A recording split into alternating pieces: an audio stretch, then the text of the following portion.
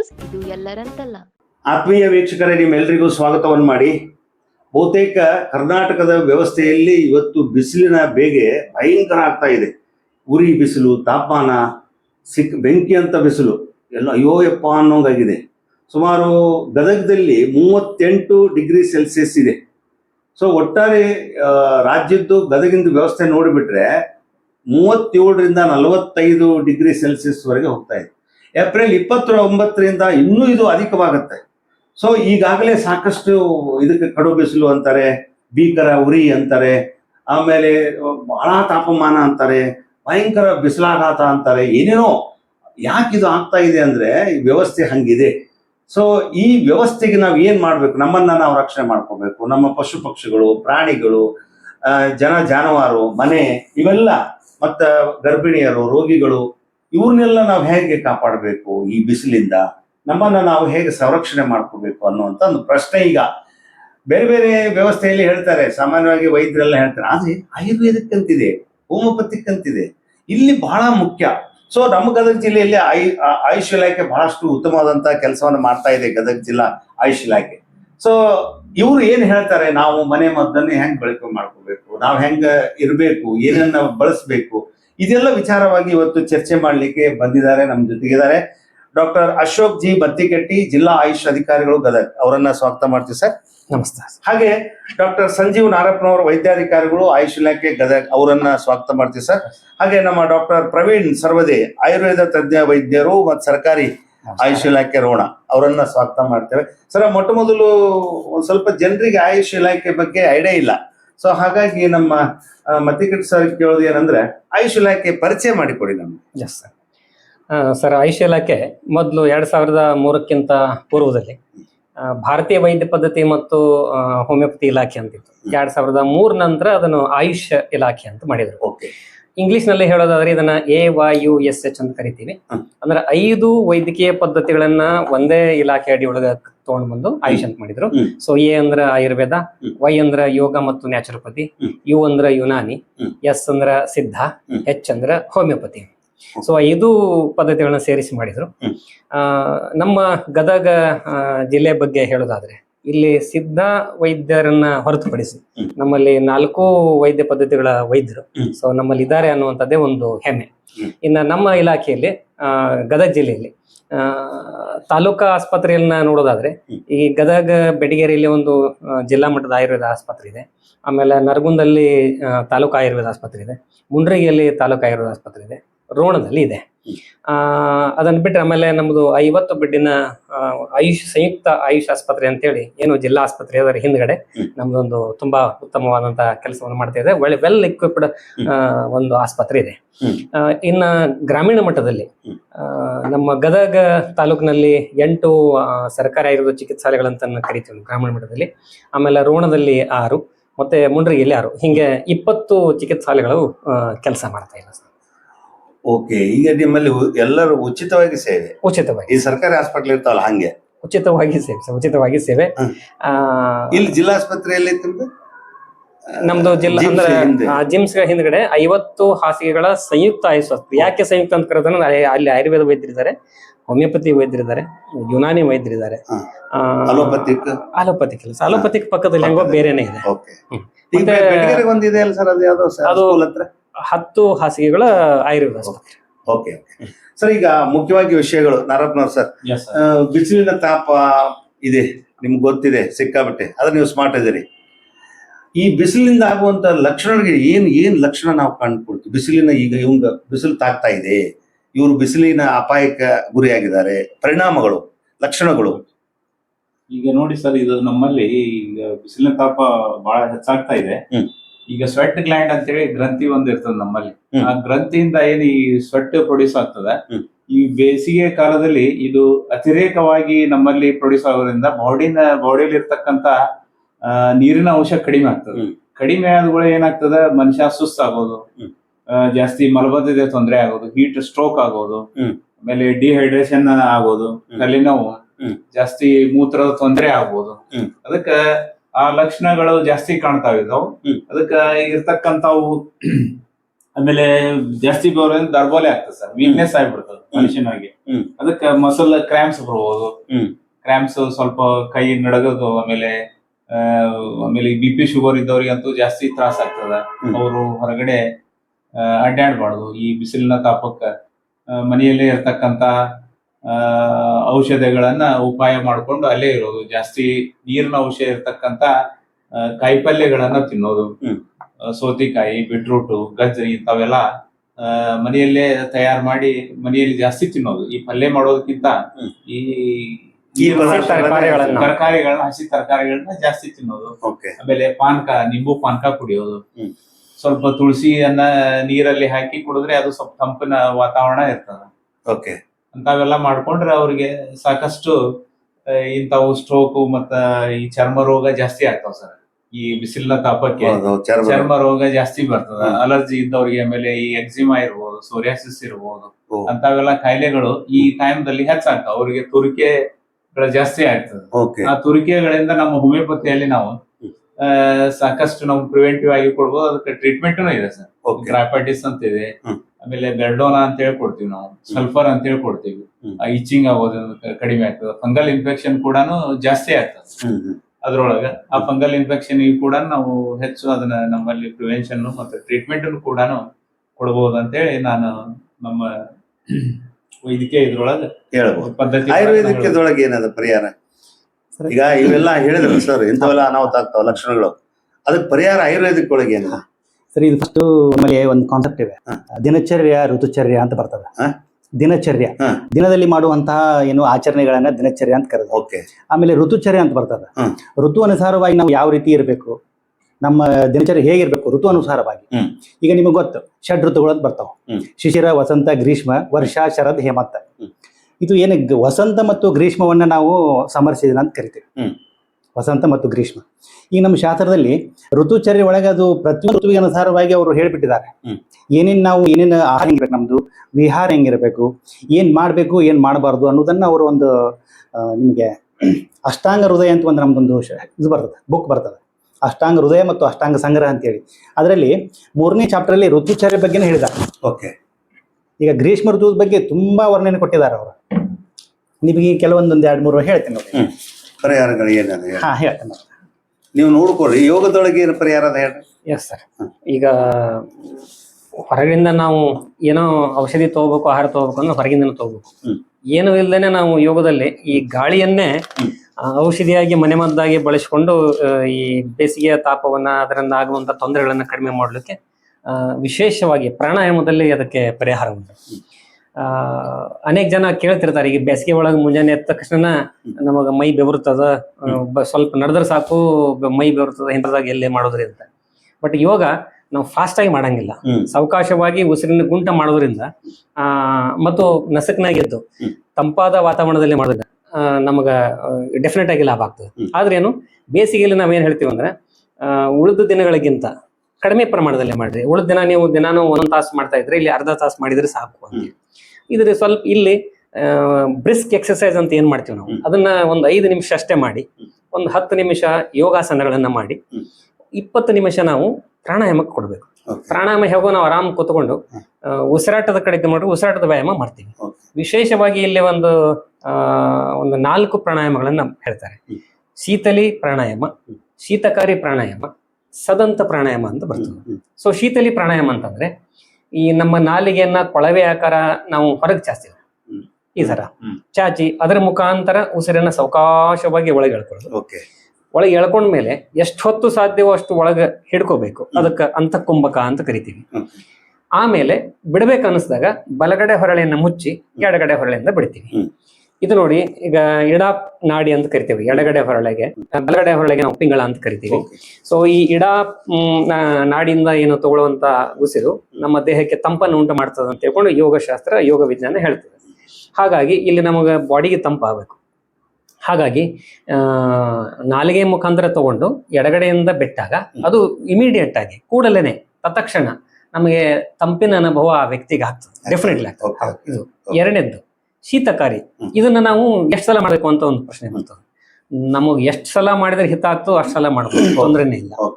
Minimum ಅಗದಿ ಕಡಿಮೆ ಒಂದು 11 ಸರ್ತಿನೋ ಅಥವಾ ಒಂದು 20 ಸರ್ತಿನೋ ಹಿಂಗ್ ಮಾಡ್ಬೋದು. ಆಮೇಲೆ ಶೀತಕಾರಿ ಅಂತ ಬರ್ತದೆ. ಈಗ ಶೀತಲಿಯಲ್ಲಿ ನಾಲಿಗೆಯನ್ನ ಮುಂದೆ ಚಾಚ್ತೀವಿ ಕೊಳವೆ ಆಕಾರದಲ್ಲಿ, ಶೀತಕಾರಿಯಲ್ಲಿ ನಾಲಿಗೆಯನ್ನ ಮೇಲೆ ಮಡಿಸ್ತೀವಿ. ಹೀಗೆ ಅಂದ್ರೆ ಇದು ಮೇಲೆ ಮಡಿಸಿದಾಗ ಸೈಡ್ ಇಂದ ಓಪನ್ ಆಗ್ತದೆ. ಅದ ಮುಖಾಂತರ ಉಸಿರನ್ನ ಸಾವಕಾಶವಾಗಿ ತಗೊಳ್ದು ಪೂರಕ ಮತ್ತೆ ಅಂತಕುಂಭಕ ಸ್ವಲ್ಪ ಹೊತ್ತು ಒಳಗೆ ತಡೆ ಹಿಡ್ಕೊಂಡು ಬಿಡುವಾಗ ಅಗೇನ್ ಎಡಗಡೆಯಿಂದ ಬಿಡುದು. ಸೊ ಇದನ್ನೊಂದು 11 ಸರ್ತಿ ಅಥವಾ ಟೈಮ್ ಇದ್ರೆ 20 ಸರ್ತಿ ಮಾಡೋದು. ಸದಂತ ಅಂದ್ರೆ ಎರಡೂ ಹಲ್ಲುಗಳನ್ನು ಕೂಡಿಸಿ ಆ ಹಲ್ಲಿನ ಸಂಧಿಗಳಿಂದ ಈ ರೀತಿ ಸಾವಕಾಶ ಉಸಿರು ಎಳ್ಕೋಬೇಕು, ಮತ್ತೆ ಹಿಡ್ಕೋಬೇಕು, ಕೆಳಗಡೆಯಿಂದ ಉಸಿರು ಬಿಡಬೇಕು. ಈ ಮೂರು ಏನು ಪ್ರಾಣಾಯಾಮಗಳದವಲ್ಲ, ತಕ್ಷಣಕ್ಕೆ ನಮ್ಮ ಬಾಡಿಗೆ ಶೀತತೆಯನ್ನ ಅನುಭವವನ್ನು ಉಂಟು ಮಾಡತಕ್ಕಂಥ ತಂಪನ್ನು ಡೆಫಿನೆಟ್ ಸದಂತ ಮಾಡಿದಾಗಂತೂ ನಾವು ಕೂಡಲೇ ತತ್ಕ್ಷಣ ಈ ಗಂಟಲದಲ್ಲೇನೆ ಗೊತ್ತಾಗ್ಬಿಡ್ತದ, ಆಮೇಲೆ ಈ ಮುಖದಲ್ಲಿ ಗೊತ್ತಾಗ್ತದ ತಂಪಿನ ಅನುಭವ, ಹಲ್ಲುಗಳಿಗೆ ಗೊತ್ತಾಗ್ತದೆ. ಯಾಕಂದ್ರೆ ಶೀತವನ್ನ ನಾವು ಹಿಡ್ಕೊಂಡಾಗ ಹಲ್ಲು ತಕ್ಷಣ ಸ್ಪಂದಿಸ್ತದೆ, ಡೆಫಿನೆಟ್ಲಿ ಗೊತ್ತಾಗ್ತದೆ. ಈ ಮೂರನ್ನ ಹೊರತುಪಡಿಸಿ ಅನುಲೋಮ ವಿಲೋಮ ಪ್ರಾಣಾಯಾಮ ಅಂತ ಒಂದು ಬರ್ತದೆ. ಅನುಲೋಮ ವಿಲೋಮ ಪ್ರಾಣಾಯಾಮದಲ್ಲಿ ಚಂದ್ರಾನುಲೋಮ ವಿಲೋಮ, ಸೂರ್ಯಾನುಲೋಮ ವಿಲೋಮ ಮತ್ತು ನಾಡಿ ಶೋಧನೆ ಅಂತ 3 ಪ್ರಕಾರ. ಅದರಲ್ಲಿ ಚಂದ್ರಾನುಲೋಮ ವಿಲೋಮ ಅಂದ್ರೆ ಇದಕ್ಕೆ ಚಂದ್ರನಾಡಿನು ಅಂತಾರೆ, ಇಡಾನಾಡಿನು ಅಂತ ಕರೀತಾರೆ. ಸೊ ಬಲಗಡೆ ಹೊರಳೆಯನ್ನ ಮುಚ್ಚಿ ಎಡಗಡೆ ಹೊರಳೆಯಿಂದನೇ ಸಾವಕಾಶವಾಗಿ ಉಸಿರನ್ನ ಹೇಳ್ಕೊಳ್ದು, ಅಷ್ಟೇ ಹೊತ್ತು ಸಾವಕಾಶವಾಗಿ ಬಿಡೋದು. ಉದಾಹರಣೆಗಾಗಿ ನಾವು ಸಾಮಾನ್ಯ ಉಸಿರಾಟದಲ್ಲಿ ಒಂದು 4 ಸೆಕೆಂಡ್ ಅಲ್ಲಿ ಉಸಿರು ತಗೊಂಡು ಬಿಟ್ಟು ಬಿಡ್ತೀವಿ ಸರ್. ಇಲ್ಲಿ ಸಾವಕಾಶವಾಗಿ ದೀರ್ಘವಾಗಿ ತಗೋಬೇಕು. ಒಂದು 4 ರಿಂದ 5 ಸೆಕೆಂಡ್ ಸಾವಕಾಶ ತಗೊಳ್ದು 4 ರಿಂದ 5 ಸೆಕೆಂಡ್ ಸಾವಕಾಶ ಬಿಡುದು. ಅದು ನಮಗೆ ತಂಪನ್ನ ಉಂಟು ಮಾಡ್ತದೆ. ಈ ಮೂಲಕ ನಾವು ಈ ಆಗ್ತಕ್ಕಂಥ ತೊಂದರೆಗಳನ್ನು ನಾವು ಈವನ್ ಈಗ ನೀರಡಿಕೆ ಆಗಿದೆ, ನೀರಿಲ್ಲ ನಮಗೆ ಕುಡಿಲಿಕ್ಕೆ ಸದ್ಯಕ್ಕೆ, ಹೇಗೆ ಮಾಡಬೇಕು? ಆವಾಗ ಶೀತಕಾರಿ ಸದಂತ ಪ್ರಾಣಾಯಾಮ ಮಾಡಿದರೆ ಅರ್ಧ ತಾಸು ನೀವು ನೀರಡಿಕೆಯನ್ನ ಮುಂದೆ ಹಾಕ್ಬೋದು. ಅಷ್ಟು ಪರಿಣಾಮ ಡೆಫಿನೆಟ್. ಹೇಳಿ ಸರ್, ನೀವು ಏನು ನಿಮ್ದು ಪರಿಣಾಮ ಆಯುರ್ವೇದಿಕ್? ಸರ್, ಈಗ ಗ್ರೀಷ್ಮ ಋತು ಅಂತ ಹೇಳಿದೆ ನಾನು. ಗ್ರೀಷ್ಮ ಋತುದಲ್ಲಿ ನಮ್ಮಲ್ಲಿ ಒಂದು ಹೇಳ್ತಾರೆ, ಭಜೇನ್ ಮಧುರ ರಸ ಅಂದ್ರೆ ಸ್ವೀಟ್ ಇರುವಂತಹ ಆಹಾರವನ್ನು ಸೇವನೆ ಮಾಡಬೇಕು. ಶುಗರ್ ಇದ್ರೆ ಹೆಂಗ್ ತಿಂತಾರೆ? ಶುಗರ್ ಇದ್ದವ್ರು ಬಿಟ್ಟು ನಾರ್ಮಲ್ ಇದ್ದವ್ರು ತಿಂತಾರೆ. ಮಧುರ ರಸ ಇರ್ಬೇಕು. ಆಮೇಲೆ ಲಘು ಇರ್ಬೇಕು, ಅಂದ್ರೆ ನಾವು ಸೇವಿಸುವಂತ ಆಹಾರ ಪಚನಿಕ್ ಹಗರ್ ಇರ್ಬೇಕು, ಲಘು ಆಹಾರ. ಆಮೇಲೆ ಸ್ನಿಗ್ಧ ಅಂದ್ರೆ ಸ್ನಿಗ್ಧತಾ ಇರಬೇಕು, ತುಪ್ಪ ಇರ್ಬೇಕು ಅದರಲ್ಲಿ. ಅಂದ್ರೆ ಘೀಯನ್ನು ನಾವು ಯೂಸ್ ಮಾಡಿದ್ರೆ ಶರೀರದಲ್ಲಿ ಸ್ನಿಗ್ಧತಾ ಇರ್ತದೆ. ಆಮೇಲೆ ಹಿಮಮ್ ಅಂದ್ರೆ ಕೋಲ್ಡ್ ಇನ್ ನೇಚರ್ ಇರಬೇಕು. ನಾವು ಸೇವಿಸುವಂತ ಆಹಾರ ಅಥವಾ ಔಷಧಿ ಆಗಲಿ ಕೋಲ್ಡ್ ಇನ್ ನೇಚರ್ ಇರಬೇಕು, ಶೀತ ಇರ್ಬೇಕು. ಎಸಿ ಒಳಗೆ ಇಟ್ಟಿರ್ಬೇಕಾ? ಇಲ್ಲ, ಅವು ಆಹಾರನೇ ಆಗಿರ್ಬೇಕು. ಹೇಳ್ತೀನಿ ಸರ್. ಈಗ ನೋಡಿ, ಖರ್ಜೂರ ಅಂತ ಬರ್ತದ, ಅದು ಶೀತ ಗುಣ. ಅಂದ್ರೆ ಇಲ್ಲಿ ಶೀತ ಅಂದ್ರೆ ಸರ್ ತಂಪು ಮಾಡಿ ತಿನ್ನುವುದಲ್ಲ, ಅದ್ರ ಗುಣನೇ. ನಮ್ಮಲ್ಲಿ ಶೀತ ವೀರ್ಯ ಮತ್ತು ಉಷ್ಣ ವೀರ್ಯ ದ್ರವ್ಯಗಳು ಅಂತ ಬರ್ತಾವ. ಪ್ರತಿಯೊಂದು ನಾವು ತಿನ್ನುವಂತಹ ವಸ್ತುವಿಗೆ ಶೀತ ಮತ್ತು ಉಷ್ಣ ಗುಣ ಇರ್ತದೆ ಸ್ವತಃ. ಅದು ದೇಹದಲ್ಲಿ ಒಳಗೆ ಹೋದ ಮೇಲೆ ಯಾವ ಪರಿಣಾಮ ಉಂಟು ಮಾಡ್ತದೋ ಅದ್ರ ಮೇಲೆ ಅದು ಶೀತ ವೀರ್ಯ ಉಷ್ಣ ವೀರ್ಯ ದ್ರವ್ಯ ಇರ್ತದೆ. ಹಾಗೆ ಶೀತ ವೀರ್ಯ ಗುಣವುಳ್ಳಂತಹ ಆಹಾರ ಸೇರಿ ಖರ್ಜೂರ ಹೇಳಿದೆ. ಆಮೇಲೆ ಸೊಗದೆ ಬೇರಿನ ಪಾನಕ ಅಂತ ಸಿಗ್ತದೆ, ಸೊಗದೆ ಬೇರು ಅಂತ ಬರ್ತದೆ, ಅದಕ್ಕೆ ಸರಸಪರಿಲ ಅಂತ ಕರೀತಾರೆ. ಎಲ್ಲಿ ಹುಡುಗರು? ಅಲ್ಲಲ್ಲ, ಇವು ಯೂಶ್ವಲಿ ನಿಮಗೆ ಇವ್ನೇ ಆಯುರ್ವೇದ ಶಾಸ್ತ್ರದಲ್ಲಿ ಆಯುರ್ವೇದ ಪಾನಕಗಳು ಸಿಗ್ತಾವೆ. ಏನು ಬೇಡ ಸರ್, ಮನೆಯಲ್ಲೇ ನಿಂಬು ಪಾನಕ ಮಾಡ್ಕೊಂಡು, ಆಮೇಲೆ ಚಿಂಚಾ ಪಾನಕ ಮಾಡ್ಕೋಬಹುದು. ಅಂದ್ರೆ ಇದು ಹುಣಸಿ ಹಣ್ಣಿನ ರಸ ಹಾಕಿ ಮಾಡ್ಕೋಬಹುದು. ಆಮೇಲೆ ಕಬ್ಬಿನ ರಸ ಅದನ್ನ ಕುಡಿತೀವಿ ನಾವು, ಕಬ್ಬಿನ ಹಾಲು, ಎಳ್ನೀರು, ಈ ರೀತಿ ಎಲ್ಲ ನಾವು ಯೂಸ್ ಮಾಡ್ಬೇಕು. ಏನ್ ತಿನ್ಬಾರ್ದಪ್ಪ, ಖಾರ ಇರುವಂತ ಒಂದು ಬಾರ್ಬಾರ್ದು. ಖಾರ, ಹುಳಿ, ಉಪ್ಪು, ಜಂಕ್ ಅಥವಾ ಇದು ಮಸಾಲೆ ಐಟಮ್ಸ್ ಅನ್ನ ಹೆಚ್ಚಿಗೆ ಇರುವಂತ ಸೇವನೆ ಮಾಡಬಾರ್ದು. ಈಗ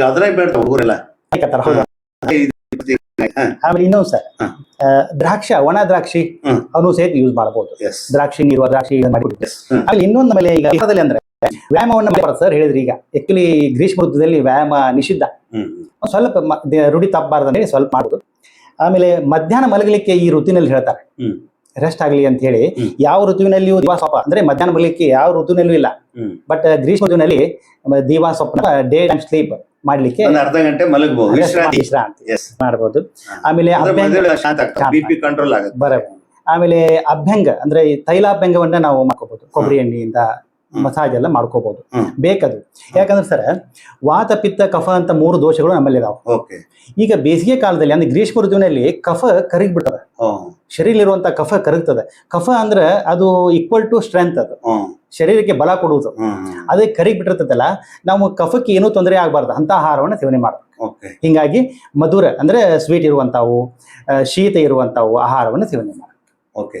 ಇಷ್ಟು ಸರ್. ಇದೊಂದು ಇನ್ನೂ ಒಂದು ಪಾಯಿಂಟ್ ಲಾಸ್ಟ್. ಶಾಂಪಲ್ ತಂದಿರ ಇಲ್ಲ ಯಾವ್ದು ತಂದಿಲ್ಲ. ಇನ್ನೊಂದು ಸಾರಿ ತರ್ಬೇಕು ನೀವು ಆಯುರ್ವೇದಿಕ್ ಇಲಾಖೆ ಅಂತ ಏನ್ ಆಯುಷ್ ಇಲಾಖೆ ಅಂತ ತರ್ಬೇಕೆಲ್ಲ ಇವನ್ನ ಹಣ್ಣು ಹಂಪಲ ಏನೇನ್ ತಿನ್ನಂತೀರಿ, ಖರ್ಜೂರ ಕೆಲವ್ರು ಗೊತ್ತೇ ಇರಂಗಿಲ್ಲ. ಈಗ ನಮಗ್ ಗೊತ್ತಿರಂಗಿಲ್ಲ. ಇಂಥ ಟೈಮ್ ಕುಂಬಳ ಕುಡಿಬೇಕಂತ ಐತಿ ಬೇಕು. ಏನು ನೆಲ್ಲಿಕಾಯಿ ಕಲ್ಲಂಗಡಿ ಹಣ್ಣು ಮತ್ತೆ ಇವೆಲ್ಲ ಹೇಳ್ತೀರಿ. ರೊಕ್ಕ ಯಾರು ಕೊಡೋರು? ತಂದು ಕೊಡೋರು ಯಾರು? ಪಾಪ. ಇನ್ನೊಂದು ನಿಮಗ 10 ರೂಪಾಯಿ ಪಗಾರ ಬರುತ್ತೆ ತಿಂಗಳ, ಆರಾಮಾಗಿರ್ತೀರಿ. ನಾವು ಬದುಕಬೇಕಲ್ಲ ಹೆಂಗ? ಈಗ ಸರ್ ನಮ್ಮಲ್ಲಿ ಇನ್ನೊಂದು ಕಾನ್ಸೆಪ್ಟ್ ಋತು ಸಂಧಿ ಅಂತ ಬರ್ತದೆ. 2 ಋತು ನಡುವಿನ 14 ದಿನಗಳಿಗೆ ಋತು ಸಂಧಿ ಅಂತ ಕರೀತಾರೆ. ಈಗ ಹಂಗೆ ಉದಾಹರಣೆಗೆ ಈಗ ಶೀತ ನಾವು ಕೋಲ್ಡ್ ಒಳಗೆ ಇದೇವಿ, ಈಗ ಚಳಿಗಾಲದಲ್ಲಿ ಇದೇವಿ. ಚಳಿಗಾಲ ಬಿಟ್ಟ ಬೇಸಿಗೆಗಾಲ ಬರ್ತಲ್ಲ, ಚಳಿಗಾಲದ 7 ದಿನ, ಬೇಸಿಗೆಗಾಲದ 7 ದಿನ, 14 ದಿನಗಳು ಏನಾದವಲ್ಲ ಋತು ಸಂಧಿ ಅಂತ ಕರೀತಾರೆ. ಆ ಹೊತ್ತಿನಲ್ಲಿ ಋತು ಅನುಸಾರವಾಗಿ ಯೂಶ್ವಲಿ ರೋಗಗಳು ಬರ್ತಾವ. ಅವಾಗ ಏನ್ ಮಾಡ್ಬೇಕಂದ್ರೆ ಈಗ ಶೀತಕಾಲದ ಇರುವಂತಹ ಏನೋ ಕೆಲವೊಂದು ಆಚರಣೆಯನ್ನ ಬಿಟ್ಕೊಂತ ಬರ್ಬೇಕು, ಮುಂದಿನ ಋತುವಿನ ಆಚರಣೆ ಯೂಸ್ ಮಾಡ್ಕೊಂತ ಈ ಮಾಡೋದ್ರಿಂದ ಕೆಲವೊಂದು 2 ಋತುಗಳ ನಡುವಿನಲ್ಲಿ ಕೆಲವೊಂದು ರೋಗಗಳೇನು ಬರ್ತಾವಲ್ಲ ಅವನ್ನ ತಡೆಗಟ್ಟಬಹುದು. ಅಂದ್ರೆ ಪ್ರಿಕಾಷನರಿ ಈಗ ಮನೆ ಮತ್ತೆ ಹೇಳ್ತೀರಿ. ಗರ್ಭಿಣಿಯರು ನೋಡಿ, ಗರ್ಭಿಣಿ ಇರ್ತಾವ, ಮಕ್ಳು ಇರ್ತಾವ, ವಯೋವೃದ್ಧರು ಇರ್ತಾರ, ಹಿರಿಯರು ಇರ್ತಾರ, ವಯಸ್ಸಾಗಿರ್ತಾವ, ಮನ್ಯಾಗ ಕುಂದ್ರೋದಿಲ್ಲ, ಮುದ್ದ ಮಾಡ್ಯಾರ ತಿರ್ಗಾಡ್ತಾವ, ಮನ್ಯಾಗ ಇರ್ತಾವ. ಇಂಥ ಟೈಮ್ನಾಗ ಬಾಳ ಅದು. ನೀವ್ ಅವ್ರಿಗೆಲ್ಲ ಮನೆಯಲ್ಲೇ ಇರ್ತಕ್ಕ ಸ್ನಾನ ಮಾಡಿ ಆಮೇಲೆ ಈಗ ಯೂಸ್ ಮಾಡಿ ಎಣ್ಣೆ ಆಹಾರ ಸೇವನೆ ಮಾಡ್ಬೇಕು. ಯಾಕಂದ್ರೆ ನೀರಿನ ಪ್ರಮಾಣ ಹೆಚ್ಚಿಗೆ ಇರ್ಬೇಕು. ಸ್ವಲ್ಪ ಈಗ ಫಸ್ಟ್ ಪ್ರೈಮರಿ ಇದ್ದಾಗ ಅವ್ರಿಗೆ ವೊಮಿಟಿಂಗ್ ಸೆನ್ಸೇಷನ್ ಇರ್ತದ. ಈ ಟೈಮ್ದಾಗ ಜಾಸ್ತಿ ಅವ್ರು ವೊಮಿಟಿಂಗ್ 1 ಸಲ 2 ಸಲ ಆತಂದ್ರ ಅವ್ರ ನೀರಿನ ಅಂಶ ಕಡಿಮೆ ಆಗಿ ಡಿಹೈಡ್ರೇಷನ್ ಆಗಿ ಮತ್ತೆ ಅವ್ರ ದವಾಖಾನೆಗೆ ಹೋಗೋ ಸಲಹೆ ಇಂಥವೆಲ್ಲ ಸಮಸ್ಯೆ ಬರ್ತಾವ. ಅದ್ರ ಮನೆಯಲ್ಲಿ ಇರ್ತಕ್ಕಂಥದ್ದು ನಿಂಬು ಪಾನಕ ಕೊಡೋದು, ಆಮೇಲೆ ಅವ್ರ ನೀರಿನ ಅಂಶ ಕಡಿಮೆ ಆಗಲಾರ್ದಂಗ ಆಹಾರವನ್ನ ಮಿತಹಿತವಾಗಿ ಆಹಾರವನ್ನ ಸೇವನೆ ಮಾಡ್ಬೇಕು. ಮಿನಿಮಮ್ ಒಂದು 3 ಲೀಟರ್ ನೀರು ಕುಡಿತಾ ಇರಬೇಕು ಪರ್ ಡೇ. ಸರ್ ಆಯುರ್ವೇದ ಹೇಳ್ತದೆ ಸರ್, ಯೋಗಶಾಸ್ತ್ರ ಮತ್ತು ಆಯುರ್ವೇದ 2 ಶಾಸ್ತ್ರಗಳಲ್ಲಿ ಮುಂಜಾನೆ ಎದ್ದ ತಕ್ಷಣ ಉಷಪಾನ ಅಂತ ಕುಡಿಬೇಕು ಅಂತಿದೆ. ಅಂದ್ರೆ ನಸುಕಿನಲ್ಲಿ ಎದ್ದ ತಕ್ಷಣ ಕುಡಿತಕ್ಕಂಥ ನೀರಿಗೆ ಉಷಪಾನ ಅಂತ ಕರಿತೀವಿ. ಅದು ಎಷ್ಟು ಕುಡಿಬೇಕು ಅಂತ ಎಷ್ಟು ಚೆನ್ನಾಗಿ ಹೇಳಿದಾರೆ ಅಂದ್ರೆ ಲೀಟರ್ ಗಟ್ಲೆ ಹೇಳಿಲ್ಲ ಸರ್. ಲೀಟರ್ ಹೇಳಿದ್ರೆ ಅದು ವ್ಯತ್ಯಾಸ ಆಗಿಬಿಡ್ತದೆ. ಯಾಕಂದ್ರೆ ಸಣ್ಣವರು ಲೀಟರ್ ಕುಡಿಬೇಕು, ದೊಡ್ಡವರು ಲೀಟರ್ ಕುಡಿಬೇಕಂದ್ರೆ ಆಗುದಿಲ್ಲ. ಸೊ ಎಷ್ಟು ಚೆನ್ನಾಗಿ ಆಯುರ್ವೇದದಲ್ಲಿ ಹೇಳಿದಾರೆ ಅಂದ್ರೆ ಅವರವರ ಬೊಗಸೆ. ಸೊ ಅವರ ಶರೀರಕ್ಕೆ ಅನುಗುಣವಾಗಿ ಅವರ ಬೊಗಸೆ ಇರ್ತದೆ. ಸೊ 8 ಬೊಗಸೆ ನೀರನ್ನ ಡೆಫಿನೆಟ್ ಆಗಿ ಅವರ ಜಠರ ಹಿಡಿಯುವಷ್ಟು ಕೆಪಾಸಿಟಿ ಇರ್ತದೆ. ಹಾಗಾಗಿ ಅವರವರ ಬೊಗಸೆ 8 ಬೊಗಸೆ ನೀರನ್ನ ಕುಡಿಬೇಕಂತ ಹೇಳ್ತಾರೆ. ಸೊ ಅಂದಾಜು ನಾವು ಲೀಟರ್ ನಲ್ಲಿ ಹೇಳಿದ್ರೆ ನಾವು ಸುಮಾರಾಗಿ 1 ಈಗ ಬನ್ನಿ ವಾತಾವರಣ. ಈಗ ಮನೆ ನೋಡ್ರಿ, ಅಪ್ಪ ಮನೆ ಹೋಗಿ ಏನ್ ಶಕ್ತಿ ರಾತ್ರಿ ನಿಂತ ಫ್ಯಾನ್ ಹಚ್ಚ್ರಿ, AC ಹಾಕ್ರಿ, ಏನೇನೋ ಎಲ್ಲ ಹೆಂಗ್ ತಂಪಿಟ್ಕೋಬೇಕು ಮನಿ. ತೆಂಗಿನ ಗರಿ ತಂದು ರೈಟ್, ತೆಂಗಿನ ಗರಿ ಮೇಲೆ ಸ್ವಲ್ಪ ನೀರ್ ಹಾಕಿದ್ರೆ ಅದು ಅಥವಾ ಯಾವ್ದೋ ಬೇರೆ ಒಣ ಹುಲ್ಲು ಇರ್ಬೋದು, ಹುಲ್ಲು ಹಾಕಿ ಅದಕ್ಕೆ ಇವ್ರು ಎಲ್ಲರೂ ಕಟ್ಟಿ ಹೋಗ್ಬಿಟ್ರೆ ಬೆಂಕಿ ಹತ್ತೆ ಬಿಡ್ತಾರೆ. ಇದು ಬಾಳ ಯಾಕಂದ್ರೆ ಸಿಗರೇಟ್ ಸೇದೋರು ಬಾಳ ಧೂಮ್ರಪಾನ ಮಾಡ್ತಾರ, ಮದ್ಯಪಾನ ಮಾಡ್ತಾರ, ಎಲ್ಲೆಲ್ಲೋ ನಿಂತಿರ್ತಾವ, ಎಲ್ಲೆಲ್ಲೋ ಹೋಗಿರ್ತಾವ, ಯಾರ್ಯಾರೋ ಮನೆಗೆ ಬೆಂಕಿ ಹತ್ತಿರ್ತಾವ. ಹೌದಿಲ್ಲ? ಇಲ್ಲಿ ಲಗು ನಂಬ ಏನು ಸಿಗುದಿಲ್ಲ. ಇಲ್ಲಿ ಗದಗ ಹಂಗೈತಿ, ನೀರು ಇಲ್ಲ, ಏನಿಲ್ಲ, ಅರ್ಸಕ್ಕೂ ನೀರಿಲ್ಲ, ಅದೆಲ್ಲ ಎಚ್ಚರಿಕೆಯನ್ನು ವಹಿಸ್ಕೊಂಡು. ಈಗ ನಾನು ತಮಿಳುನಾಡಿನಲ್ಲಿ ನೋಡಿದ್ದೀನಿ ಸರ್. ಹೌದಲ್ಲ? ಅಲ್ಲಿ ತುಂಬಾ ನಮ್ಗಿಂತ ಹೆಚ್ಚಿಗೆ ಅವರು ಎಂತದೇ ಸುಂದರವಾದ ಮನೆ ಇದ್ರು ಕೂಡ ಮೇಲೆ ಒಂದು ಛತ್ ಹಾಕಿರ್ತಾರೆ, ಬಿದಿರಿಂದ ಹಾಕಿ ಎಲ್ಲ ವಿಂಡೋಸ್ ಕ್ಲೋಸ್ ಮಾಡ್ಬೇಕು, ಓಪನ್ ರಾತ್ರಿ ಮಾಡ್ಬೇಕು. ಅದು ಹಿಂಗದ ಇದ್ದಿದ್ದಾವ. ಮತ್ ನೀವೇನ್ ಹೇಳ್ತೀರಿ ಕೊನೆಯದಾಗಿ? ಇನ್ನೊಂದು ನೀರಡಿಕೆ, ಅದನ್ನ ನಾವು ನೀರಡಿಕೆ ಆಗೋಕ್ಕಿಂತ ಮೊದಲ ವೇಟ್ ಮಾಡಬಾರ್ದ್ರಿ. ಸ್ವಲ್ಪ ಅಂದ್ರೆ ನೀರನ್ನು ಒಮ್ಮೆ ಕುಡಿಬಾರ್ದು. ಸ್ವಲ್ಪ ಅರ್ಧ ತಾಸಿಗೊಮ್ಮೆ ಮೇಲಿಂದ ಮೇಲೆ ನೀರು ಕುಡಿತಾ ಇರಬೇಕು. ಹಿಂಗಾದ್ರೆ ಯಾವ್ದು ನಮ್ಗೆ ಡಿಹೈಡ್ರೇಷನ್ ಆಗುದಿಲ್ಲ. ಮೇನ್ ನೀರು, ಮೇನ್ ಪಾನೀಯ, ಏನು ಎಲ್ಲರಿಗೂ ಸಿಗುವಂತದ್ದು ನೀರು. ಮನೆಯಲ್ಲಿ ಈಗ ಮಜ್ಜಿಗೆ ಕುಡಿಬೇಕಂತ ಎಲ್ಲರಿಗೂ ಗೊತ್ತು. ವಿಶೇಷವಾಗಿ ಇನ್ನೊಂದು ಹೇಳುದಂದ್ರೆ ನಾವು ಪ್ರಿಪೇರ್ಡ್ ಏನು ಪ್ಯಾಕೆಟ್ ನಲ್ಲಿ ಸಿಗುವಂತಹ ಬಾಟ್ಲಿಯಲ್ಲಿ ಸಿಗುವಂತಹ ತಂಪು ಪಾನೀಯಕ್ಕೆ ಹೋಗಕ್ಕಿಂತ ಬದಲಾಗಿ ಕೋಲ್ಡ್ ಡ್ರಿಂಕ್ಸ್ ಯಾಕಂದ್ರೆ ಅಲ್ಲೆಲ್ಲ ಪ್ರಿಸರ್ವೇಟಿವ್ ಹಾಕಿರ್ತಾರೆ, ರಾಸಾಯನಿಕ ಹೌದು, ಗುಂಪು ಇರುತ್ತೆ. ಅದು ಮನೆಯಲ್ಲಿ ನಮ್ಮ ಕೆಮಿಕಲ್ ಇರುತ್ತೆ. ತೊಂದರೆಯನ್ನು ಉಂಟು ಮಾಡ್ತದೆ. ಅದ್ರ ಬದಲಾಗಿ ಮನೆಯಲ್ಲಿ ಸಿಗುವಂತಹ ಏನು ಪದಾರ್ಥಗಳಿಂದ ನಮ್ಮ ಬೇಸಿಗೆ ತಾಪವನ್ನ ಕಡಿಮೆ ಮಾಡ್ಲಿಕ್ಕೆ ಸಾಧ್ಯತೆ ಅದು ಮಜ್ಜಿಗೆ ಇರ್ಬೋದು, ಎಳ್ನೀರ್ ಇರ್ಬೋದು. ಸೊ ಎಳ್ನೀರ್ ಕುಡಿಲಿಕ್ಕೆ ಆಗುದಿಲ್ವಾ, ಮಜ್ಜಿಗೆ ಅಂತೂ ಮಾಡಬಹುದು. ನಿಂಬು ಪಾನಕ ನಿಂಬು ಮನೆಯಲ್ಲಿ ಮಾಡ್ಕೊಂಡು ಕುಡಿ ಅಂತ ಹೇಳ್ತಾರೆ. ಏಲಕ್ಕಿ ಹಾಕೊಂಡು ಲಿಂಬು ಹೌದು. ಹಾಕೊಂಡು ಕುಡಿಬಹುದು. ಸೊ ಅದು ತಂಪಾಗ್ತದೆ. ಎಸ್ ನೆಕ್ಸ್ಟ್ ಈಗ ಏನ್ ಮಾಡ್ತಾರೆ ಸರ್, ಈಗ ಮಂದಿ ಜಾಸ್ತಿ ಫ್ರಿಜ್ನ್ಯಾಗ ಏಕ್ದಮ್ ಕೋಲ್ಡ್ ನೀರ್ ಕುಡಿದ್ ಬಿಡ್ತಾರೆ. ಅದು ಏನಾಗ್ತದ ಮತ್ತ ರೋಗ ಲಕ್ಷಣ ರಿಯಾಕ್ಷನ್ ಆಗತ್ತೆ. ರಿಯಾಕ್ಷನ್ ಯಾಕಂದ್ರೆ ಏನಾಗ್ತೈತಿ ಬಾಡಿ ಅದಕ್ಕೆ ಏಕ್ದಮ್ ಕೋಲ್ಡ್ ಇದಾಗಿಲ್ಲ, ಅಡ್ಜಸ್ಟ್ಮೆಂಟ್ ಆಗಿಲ್ಲ. ಎಷ್ಟು ನಾವು ನಾರ್ಮಲ್ ವಾಟರ್ ಕುಡಿದು ಏಕ್ದಮ್ ಬೇಸಿಗೆ ಒಳಗ 15 ದಿವಸದೊಳಗ ಅದ ಕೆಮ್ಮು ನೆಗಡಿ ಕಫ ಆಗೋ ಚಾನ್ಸಸ್ ಜಾಸ್ತಿ ಇರ್ತದ. ಅವ್ರಿಗೆ ಅಸ್ಮಾ ಇದ್ದವ್ರಿಗೆ ಇನ್ನೂ ಜಾಸ್ತಿ ತೊಂದರೆ ಆಗ್ತದ, ಅವ್ರಿಗೆ ಉಸಿರಾಡೋ ತೊಂದರೆನೂ ಆಗ್ಬಹುದು. ಆಮೇಲೆ ಶುಗರ್ ಇದ್ದವ್ರಿಗೂ ಕೂಡ ಸ್ವಲ್ಪ ಅದು ಆಯಾಸ ಆಗ್ತದ ಜಾಸ್ತಿ ನೀರು ಕುಡಿಯೋದ್ರಿಂದ. ತಂಪ್ ನೀರನ್ನ ಅದಕ್ಕ ತಂಪ್ ನೀರು ಯಾರು ನಾರ್ಮಲ್ ವಾಟರ್ ಕುಡಿಬೇಕು, ಜಾಸ್ತಿ ನೀರನ್ನ ಕುಡಿಬೇಕು. ಫ್ರಿಜ್ ಅಂದ್ರೆ ಅದು ಮತ್ತೆ ಅದು ನಾವು ಕರೆಂಟ್ ಲೈಫ್ ಹೀಟ್ ಮಾಡಿ ಅದನ್ನ ಕೋಲ್ಡ್ ಸೊ ಅದ್ರ ಜೊತೆಗೆ ಇನ್ನೊಂದು ಸರ್, ಆ ನೀರನ್ನ ನೀರಡಿಕೆ ಆಗಿದೆ ಅಂತ ತಿಳ್ಕೊಂಡು ಹೋದ ತಕ್ಷಣ ನಾವು ನಿಂತ್ಕೊಂಡು ಘಟ ಕುಡಿತೀವಿ. ಆ ಘಟ ಕುಡಿಯೋದು ನಮ್ಮ ಜೀವಕ್ಕೂ ಕೂಡ ಕುತ್ತು ತರಬಹುದು. ಡೆಫಿನೆಟ್ಲಿ ಅದಕ್ಕೆ ಆಯುರ್ವೇದದಲ್ಲಿ ಅದನ್ನು ಕೂಡ ಸೂಕ್ಷ್ಮ, ಅದು ಸೂಕ್ಷ್ಮ ಇದ್ರೂ ಕೂಡ ಸೂಕ್ಷ್ಮ ಇದ್ದಂತದ್ದು ವಿಷಯ ಎಷ್ಟು ಚೆನ್ನಾಗಿ ಹೇಳಿದಾರೆ ಅಂದ್ರೆ, ಕುತ್ಕೊಂಡು ಕುಡಿರಿ, ಸಾವಕಾಶ ಗುಟ್ಟುಕಾಗಿ ಕುಡಿರಿ. ಅದು ಗುಟ್ಟು ಚಳಿಗಾಲದಲ್ಲಿ ಏನಂದ್ರ, ಈಗ ಚಳಿಗಾಲ ಹೋಗಿ ಬೇಸಿಗೆ ಕಾಲ ಬರ್ತದೆ ಈಗ ಆಲ್ರೆಡಿ ಚಳಿಗಾಲದೊಳಗ ನಮ್ಮ ರಕ್ತ ಹೆಪ್ಪುಗಟ್ಟಿಗೆ ಆಗ್ತದೆ. ಅದ್ರೊಳಗ ಯೂಶಲಿ ಇದ್ರೊಳಗೆ ಏನಪ್ಪಾ ಅಂದ್ರೆ ಸ್ಟ್ರೋಕ್ ಆಗ್ಬೋದು. ಇದ್ರೊಳಗ ಸ್ಟ್ರೋಕ್ ಆಗ್ತದೆ, ಇದು ಬ್ರಸ್ಟ್ ಆಗ್ತದೆ ಆರ್ಟರಿಗಳು. ಈ ಬಿಸಿಲಿನ ತಾಪ ಸಣ್ಣ ಸಣ್ಣ ಕ್ಯಾಪಿಲರೀಸ್ ಅಂತ ಕರಿತೀವಿ, ಅವು ಹೊಡಿತವೆ. ಉದಾಹರಣೆಗೆ ಕಣ್ಣಿನಲ್ಲಿ ನೀವು ಕೆಂಪಾಗೋದನ್ನ ನೋಡ್ರಿ, ಬೇಸಿಗೆಯಲ್ಲಿ ಬಹಳ ಜನ ಕಣ್ಣು ಬೇರೆ ಬರೋ ಬೇರೆ ಕಣ್ಣು ಬಿಲ್ದ ಅಂತ ಸಮಯದಲ್ಲಿ ಕೆಂಪಾಗ್ತಾವ. ಅಂದ್ರೆ ಸಣ್ಣ ರಕ್ತನಾಳಗಳು ಒಡೆದು ಅಲ್ಲಿ ಸ್ಟ್ರೋಕ್ ಆಗುವಂತದ್ದು, ಅದು ಬ್ರಸ್ಟ್ ಆಗ್ತಾವ. ಅವಾಗ ಈಗ ಚಳಿಗಾಲದೊಳಗೆ ಏನಪ್ಪಾ ಅಂದ್ರೆ ಹೆಪ್ಪು ಗಟ್ಟಿ ಬಿಡ್ತದೆ. ಈಗ ಸಾಕಷ್ಟು ಹಾರ್ಟ್ ಅಟ್ಯಾಕ್ ಆಗ್ಬೋದು. ಎಲ್ಲಾ ಕಾಲನು ಮಳೆಗಾಲ ಚಲೋಪ್ಪ ಅಂತೀವಿ, ಮುಂದೆ ಚಳಿಗಾಲ ಚಲೋ ಅಂತೀವಿ, ಬೇಸಿಗೆ ಇದ್ಯಾಕ್ ಬಂತ ಫಂಕ್ಷನ್ಗೆ ತೃಪ್ತಿ ಇಲ್ಲ. ಆದ್ರೆ ಕಾಲಕ್ಕೆ ನಾವ್ ಹೆಂಗ್ ಇದ್ದು ಬಿಟ್ರೆ ಜೀವನ ಸುಗಮ ಇರುತ್ತೆ ಅಂತ. ಪ್ರಕೃತಿ ಸರ, ಪ್ರಕೃತಿ ಅನುಸಾರ ಈ ಪ್ರಕೃತಿ ಇರ್ಬೇಕು. ಹೊರಗಿನ ಪ್ರಕೃತಿ ಐತಿ, ಅದನ್ನ ನೋಡ್ಕೊಂಡು ನಮ್ಮ ಪ್ರಕೃತಿ ನಾವು ಇಟ್ಕೋಬೇಕು. ಪ್ರಕೃತಿ ಮತ್ತು ಪ್ರಕೃತಿ ಎರಡು ಒಂದೇ, ಪ್ರಕೃತಿ ಎರಡು ಒಂದೇ. ಹೊರಗಿನ ಪ್ರಕೃತಿ ಹೇಗಿದೆ ಅದಕ್ಕೆ ಸೆಟ್ ಆಗೋಂಗ್ ನಮ್ಮ ಪ್ರಕೃತಿ ನಾವು ಇರ್ಬೇಕು. ಈಗ ಹೊರಗೆ ಹೋಗುವಾಗ ನೀವು ಆಗ ಒಂದು ಪ್ರಶ್ನೆ ಕೇಳಿದ್ರಿ, ಅಕಸ್ಮಾತ್ ಹೊರಗೆ ಹೋಗ್ಲೇಬೇಕು ಅಂತ ಅನ್ಸಿದ್ರೆ ಕಂಪಲ್ಸರಿ ಛತ್ರಿಯನ್ನ ಬಳಸಬೇಕು. ಯಾಕಂದ್ರೆ ಅದಕ್ಕೇನು ಹೆಚ್ಚು ಫೋಕಸ್ ಮಾಡ್ಬೇಕಾಗಿಲ್ಲ.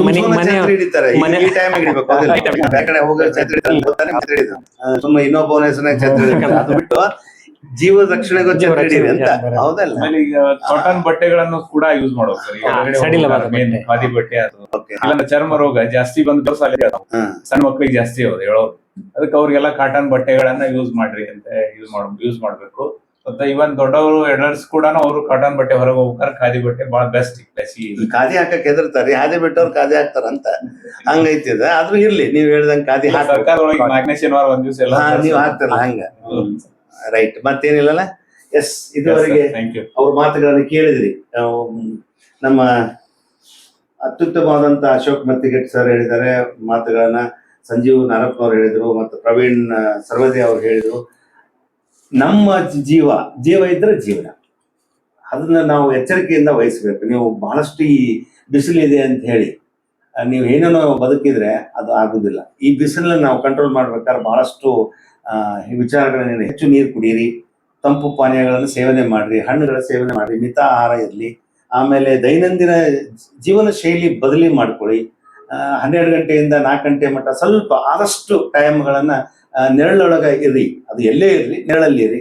ಮನೆಯಲ್ಲರಿ ಇರಿ, ಆಫೀಸ್ನಲ್ಲಿ ಅಥವಾ ಬೇರೆ ಕಡೆ ನೆರಳಲ್ಲಿ ಕೆಲಸ ಮಾಡಿ ಅಂತ ಹಿಂಗೆ. ಹತ್ತಿ ಬಟ್ಟೆ ಧರಿಸ್ರಿ ಅಂತ ಹೇಳಿದ್ದಾರೆ. ಆಮೇಲೆ ಟೋಪಿ ಹಾಕ್ಬೇಕು, ಇನ್ನೊಬ್ರಿಗೆಲ್ಲ ನೀವು ಹಾಕೊಳ್ರಿ. ಆಮೇಲೆ ಸನ್ ಗ್ಲಾಸ್ ಹಾಕೊಳ್ರಿ, ಚಸ್ಮಾ. ಆಮೇಲೆ ಛತ್ರಿ ಬಳಕೆಯನ್ನ ಮಾಡ್ರಿ. ಅದು ಎಂತದ್ದು ಇರ್ಲಿ, ಶೋ ಬೇಕಂತಿಲ್ಲ ಆಕ್ಚುಲಿ, ಆದ್ರೆ ಕಪ್ಪು ಛತ್ರಿ ಈ ಟೈಮ್ ಉಪಯೋಗ ಇಲ್ಲ.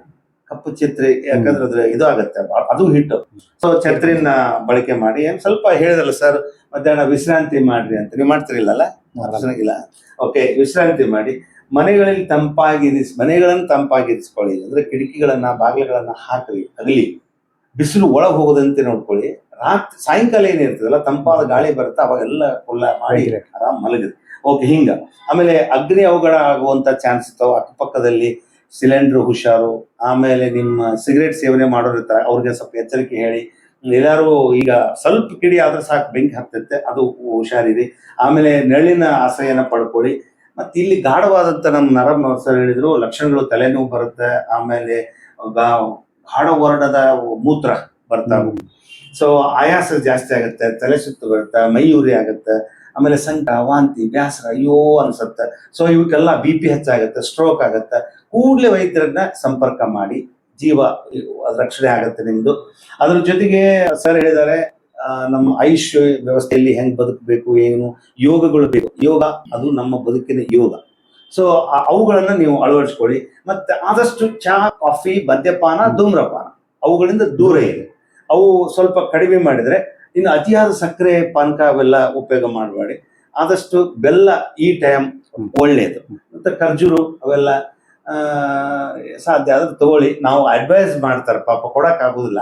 ಸೊ ಹಂಗಾಗಿ ಅವುಗಳನ್ನ ನೀವೆಲ್ಲ ಬಳಕೆ ಮಾಡಿಕೊಂಡ್ರೆ ಆದಷ್ಟು ಬಿಸಿಲಿಂದ, ಈ ಅನಾಹುತಗಳಿಂದ ನೀವು ಏನು ತಡೆಗಟ್ಟಲಿಕ್ಕೆ ಸಾಧ್ಯತೆ ಇದೆ. ಇನ್ನು ಸಣ್ಣ ಮಕ್ಕಳನ್ನ, ಗರ್ಭಿಣಿಯರನ್ನ ಬಿಸಿಲಲ್ಲಿ ಬಿಡಬೇಡಿ. ಏನೋ ಮೆಡಿಕಲ್ ವ್ಯವಸ್ಥೆ ಇದ್ರೆ ನೀವೇ ಹೋಗ್ರಿ. ಯೂತ್ಸ್ ಬೇಕಾದಂಗೆ ತಿರುಗಾಡ್ಬೋದು. ಅದು 12ರಿಂದ 3 ಮಾತ್ರ ಬಹಳ ಪ್ರಖರವಾದಂತ ಬಿಸಿಲು. ಏಪ್ರಿಲ್ 29ರ ನಂತರ ಅದ್ಭುತವಾದಂತ, ಭಯಂಕರವಾದಂತ, ಭಯಾನಕವಾದಂತ ಬಿಸಿಲು ಬರುತ್ತೆ.